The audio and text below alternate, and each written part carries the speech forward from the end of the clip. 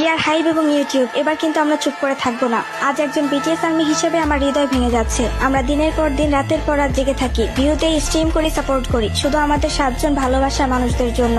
অথচ তাদের কোম্পানি হাইব আর সেই মেম্বারদের জন্য কি করছে? জিন আর এম হবি এরা যখন স্লোগান রিলিজ করে তখন ভিউ উঠতে কেন এত সময় লাগে? কেন ইউটিউবে হঠাৎ ভিউ ফ্রোজেন হয়ে যায়? 2 থেকে 3 মাস সময় লেগে যায় 10 থেকে 15 মিলিয়ন ভিউ করতে। অথচ হাইবের আরেক ব্যান্ডের গান 20 ঘন্টায় 20 মিলিয়ন ভিউ পায়। এটা কি কাকতালীয় নাকি পরিকল্পিত অবহেলা? বিটিএস যখন গ্রুপ হিসেবে ছিল তখন হাইব যেভাবে প্রমোট করত, এখন সোলোতে কেন সে সমর্থন নেই? তারা তো এখনো হাইবের অংশ।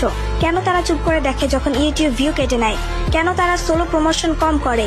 এটা কি অন্য গ্রুপদের সামনে বিটিএস কে নিচে নামানোর চেষ্টা? আমরা ভিউ চাই, ফেম না। আমরা চাই আমাদের আর্টিস্টদের ন্যায্য সম্মান, ভালোবাসা ও সাপোর্ট।